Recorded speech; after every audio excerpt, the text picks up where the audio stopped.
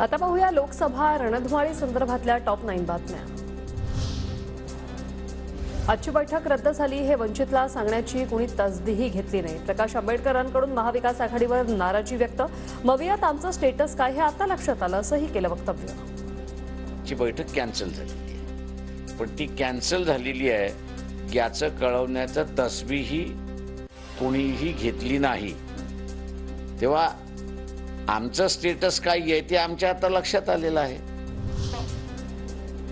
पुण्याच्या जास्त जवळ येण्याचा माझा प्रयत्न आहे, मात्र पुण्यातून निवडणूक लढवणार असा अर्थ होत नाही हे मीडियाला सांगतो। देवेंद्र फडणवीसांचं पुण्यातल्या कार्यक्रमात वक्तव्य। पंकजा मुंडेंकडून स्वतःच्या उमेदवारीचे संकेत। लोकसभा निवडणुकीत तुम्ही माझी काळजी घ्या, पुढे मी तुमची काळजी घेईन। सभेतून पंकजा मुंडेंचं स्थानिकांना आवाहन। काका दोघंही सत्ताधारीत, आपण माझी तोंडे साहेब, पण सगळ्या आजी लोकांनी माझी लोकांची काळजी घ्यावी, कारण तुमच्या आजी होण्यामध्ये माझी लोकांचा थोडा तरी खारीचा वाटा आहे।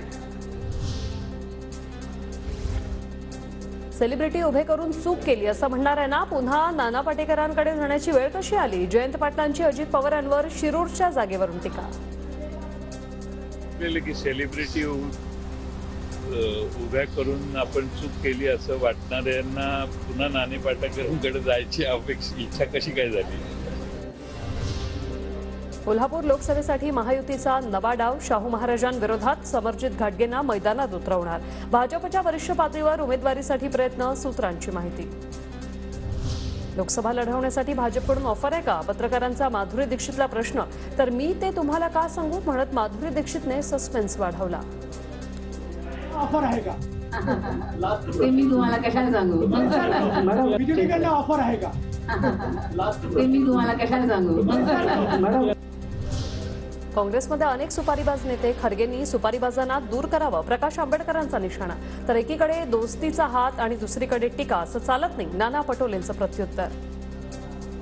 कुठली प्रतिक्रिया देणार नाही, कारण की आमचा स्वभाव असा आहे की दोस्ती करायची तर पूर्ण करायची आहे। दोस्तीचा हातही करायचं, तुम्ही सांगितलं त्याप्रमाणे असं बोलायचं, ते त्या पद्धतीच्या प्रतिक्रिया काय द्यावं हे मलाच कळत नाही।